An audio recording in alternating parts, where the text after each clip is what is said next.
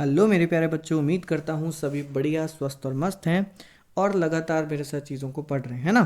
तो आज बारी है चैप्टर 2 के नए टॉपिक की, जिसका नाम है rise and fall of the Delhi सल्तनत। दिल्ली सल्तनत का राइज यानी कि उदय और फॉल कैसे हुआ, मतलब ये सब चीज़ें कैसे हुई, ये सारी चीज़ें हमें इसमें जाननी है। ठीक है ना, यहाँ तक क्लियर है? कोई दिक्कत नहीं? बहुत अच्छा। चलो, तो सबसे पहली बात, यहाँ पर वर्ड आ गया सल्तनत। कौन सा वर्ड आया? सल्तनत। ठीक, तो सल्तनत का मतलब क्या है? Territory ruled by sultan. ठीक, a title that some Muslim ruler adopt. एक ऐसी टेरिटरी जो सुल्तान के द्वारा क्या की जाएगी? रूल की जाएगी, जिस पर उसका अधिकार होगा, और इसको मुस्लिम जो रूलर्स थे उन्होंने अडॉप्ट किया इस बात को। ठीक है बच्चे, चलो आगे पढ़ते हैं और समझते हैं। वी बिगिन आवर जर्नी, हम स्टार्ट करेंगे अपनी जर्नी विद दिल्ली सल्तनत से। ठीक है, फॉर्म्ड आफ्टर डिफीट इन 1192, यानी कि 1192 में जब किंग पृथ्वीराज चौहान थे जो हार गए, who ruled over parts of north west India. अब नॉर्थ वेस्ट इंडिया की बात करते हैं। चलो यार, नॉर्थ वेस्ट का कौन सा हिस्सा होगा बच्चे? नॉर्थ वेस्ट का हिस्सा होगा ये वाला, समझ गए? ये वेस्ट, अभी मैं तुम्हें बताया था लास्ट क्लास में, ये वेस्ट और ये नॉर्थ, ये वाले हिस्से में उनका शासन था जिसमें वो हार गए। ठीक है ना, चलो वापस चलते हैं। ठीक, दिस दिल सल्तनत saw the ruler of 5 succession. कितने सक्सेशन देखे उसने? 5 सक्सेशंस देखे, यानी एक एक करके आए लोग। कौन कौन आए, आओ बात करते हैं इस पर। एक सेकेंड, हाँ जी, इस पर हम बात करेंगे। कौन कौन आए? पहले आए भाई टर्किक अफगान, ठीक है, मुमलुक्स या स्लेव डायनेस्टी का नाम बोला, उसके बाद खिलजीज आए, उसके बाद आए तिगलक तुगलक, फिर आए सैयद, और फिर आए लोदीज। ठीक है, while certain part of northern India came under the control of Delhi सल्तनत। हालांकि जो नॉर्दर्न पार्ट था इंडिया का, नॉर्दर्न वाला ऊपर वाला हिस्सा, ठीक है, वो दिल्ली सल्तनत के कंट्रोल में था। Neighbouring kingdoms such as Eastern Ganga in the east, जैसे उसके बराबर के जो पड़ोसी किंगडम्स थे, राज्य थे, सच एज जैसे ईस्टर्न गंगा वाला क्षेत्र ईस्ट में, Hoysala in the south resist its advance, and also emerged as thriving centre of art culture and administration. ठीक है, होइसल वगैरह सब कहाँ थे? साउथ में रेसिस्ट कर रहे थे इसके एडवांसमेंट को, जो 2.3 में हमने अभी ऊपर फिगर देखा है, ये वाला, इस फिगर की बात हो रही है बच्चे। ठीक है ना, इसमें जो इधर वाले थे साउथ वाले, वो उसको तो क्या कर रहे थे, थोड़ा आई शुड से कि रेसिस्ट कर रहे थे, विरोध कर रहे थे इसके एक्सपेंशन का। ठीक है ना, हालांकि ये काफ़ी सारी चीज़ों का केंद्र रहा, कल्चर का, आर्ट का, एडमिनिस्ट्रेशन का। The city of Delhi also assumed a bigger role in political landscape of northern India. तो उत्तर भारत के हिस्से में जो भी पॉलिटिकल लैंडस्केप रहा, जो पॉलिटिकल चीज़ें रहीं, उसमें सबसे बड़ा रोल माना जाता है इंडिया, मतलब दिल्ली का। ठीक है, दिल्ली सिटी का। जो भी बच्चे दिल्ली में रहते हैं उन्हें बड़ा अच्छा लग रहा होगा ये पढ़ के, क्योंकि वो दिल्ली के बारे में कहीं ना कहीं चीज़ों को पढ़ रहे हैं, है ना। बहुत बढ़िया। द सल्तनत period was marked by political instability combined with efforts at territorial expansion।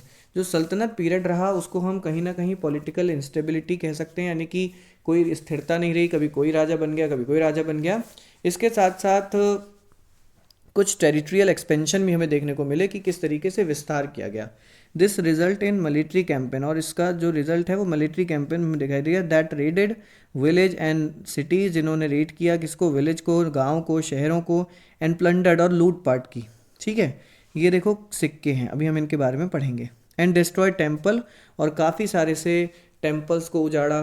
ठीक है, लर्निंग की जो सीट्स थी, यानी कि जहाँ पर सिखाया जाता था, है ना, उन सब चीज़ों को बर्बाद किया। सक्सेशन, इसके बाद वर ऑफ एंड वायलेंट, मतलब सक्सेशन का मतलब जो आने वाले राजा हुए उनका जो वायलेंस थी, यानी कि जो उनकी हिंसा थी, वो और ज़्यादा ज़्यादा बढ़ती चली गई। लिखा है ना, वर ऑफ एंड वायलेंट, और ज़्यादा। Almost 2 sultan out of 3 seize power by eliminating 3 their predecessor. मतलब हर बार क्या हो रहा था कि भैया पावर को सीज किया जा रहा था, एलिमिनेट दियर प्रेडिसेसर, उनके जो पीछे वाले को, मतलब जो पीछे वाला राजा था उसको हटाकर। So that a sultan's average reign was hardly more than 9 years.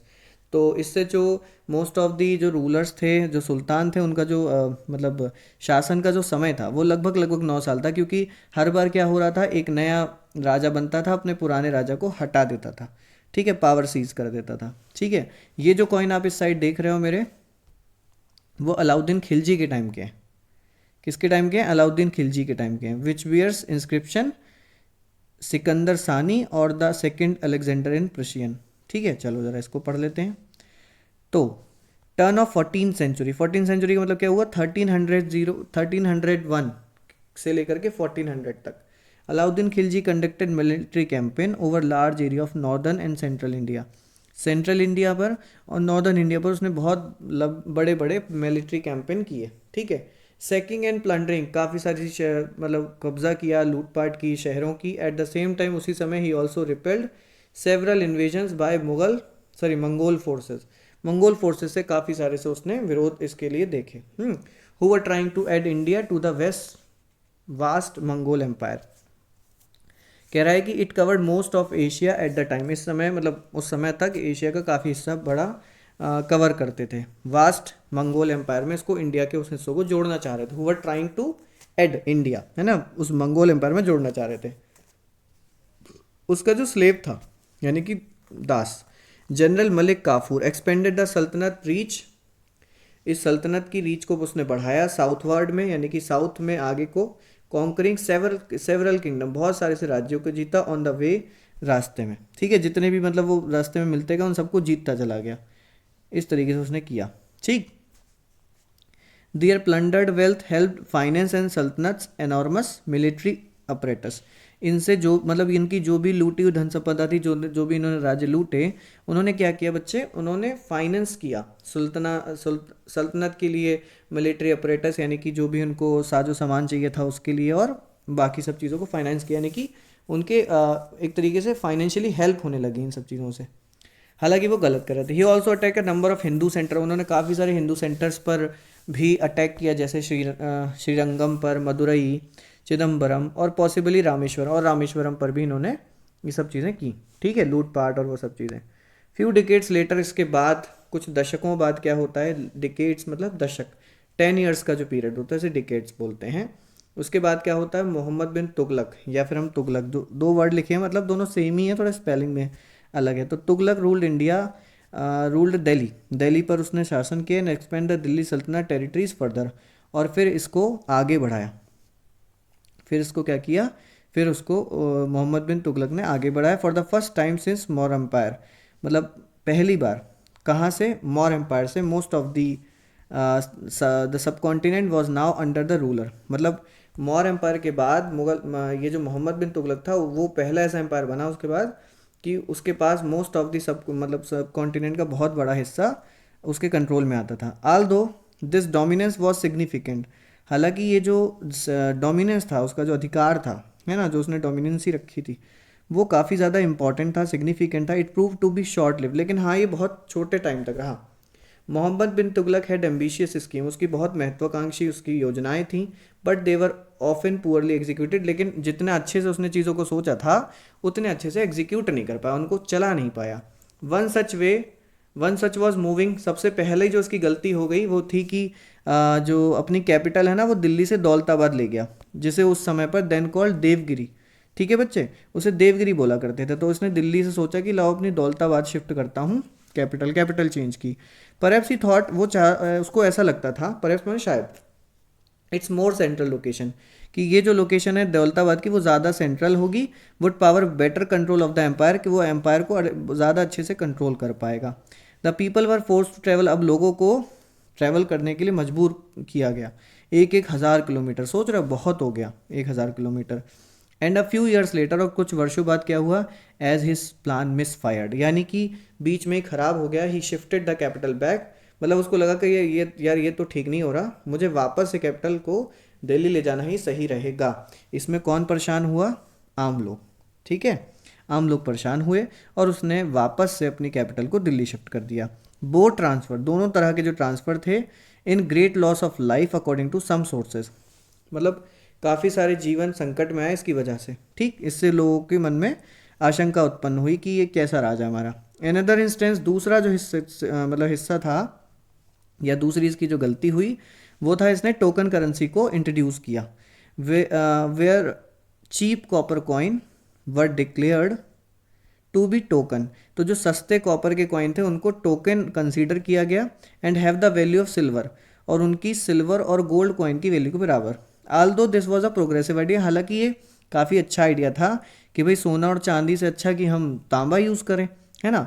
But at this time this created confusion, अब लेकिन लोगों में कन्फ्यूज़न हो गया इन द ट्रेड के समय पर, and encourage people to counterfeit copper coins, और लोगों को कॉपर कॉइन में ज़्यादा लगने लग गया, all of which cause the economy to decline. और ये सब जो चीज़ें थी लोगों में कन्फ्यूज़न आया कि कौन से सिक्के यूज़ करें, वो सब क्या हुआ, इकोनॉमी को धीरे धीरे नीचे गिराने लगा। ये जो पिक्चर आप देख रहे हो ये उसी की है, तुगलक बैठा है अपने महल में, ठीक है ना। The sultans and their court elite lived in luxurious places. सुल्तान और जो उसके कोर्ट के जो लोग थे वो बहुत बढ़िया जगह पर रहा करते थे, एंजॉइंग इलाबोरेट क्लोथिंग, बहुत ही अच्छे अच्छे कपड़े पहनते थे, ज्वेलरी पहनते थे, ऑर्नामेंट्स, और बढ़िया खाना खाते थे। This wealth was largely drive from plunder, और ये जो पैसा था वो सारा का सारा लूट पाट का पैसा था, from their military campaigns. Taxes levied on common people, अब जो टैक्सेस थे वो पे करने वाले कौन लोग थे, साधारण लोग थे, उनके लिए ऐसी कोई सुविधा नहीं थी। एंड कॉन्कर्ड रीजन, और जो भी हिस्सा इन्होंने जीता था वहाँ के लोग थे जो उसको दे रहे थे। And engagement in slave trade, और जो भी इंगेजमेंट था स्लेव ट्रेड का, ठीक है, प्रोवाइडेड फ्री लेबर, जिसने इनको क्या किया, फ्री लेबर दी, मतलब फ्री का लेबर का मतलब कि काम करने वाले लोग, और वर सेंट अवे, जिनको भेज दिया जाता था डिस्टेंट सेंट्रल एशिया, ठीक है, सेंट्रल एशिया में भेज दिया जाता था, ठीक है।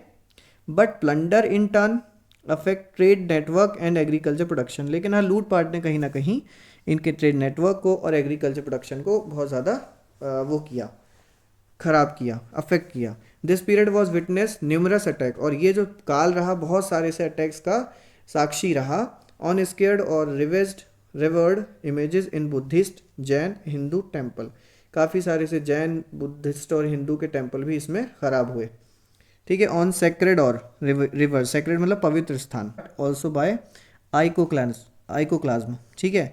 ये केवल प्लंडर की वजह से नहीं था ये मोटिवेशन, ठीक है, ये कहीं ना कहीं आइकोनोक्लाज्म था। इसका मतलब क्या होता है, रिजेक्शन ऑफ और डिस्ट्रक्शन ऑफ आइकन्स, यानी जो भी आइकन्स थे, जो सिंबल थे, उनका डिस्ट्रक्शन, उनको मतलब उनको वैल्यू ना देना, है ना। और रिलीजियस इमेजेस कंसिडर आइडोलेट्रस, मतलब कि उनका कोई यूज़ ही नहीं है, उनका कोई वैल्यू ही नहीं है ये चीज़ को करना, ठीक है। तो आज के लेक्चर में इतना ही चीज़ों को रखेंगे, आगे की बातें हम आगे करेंगे। Till then keep learning, keep watching, thanks for attending the class.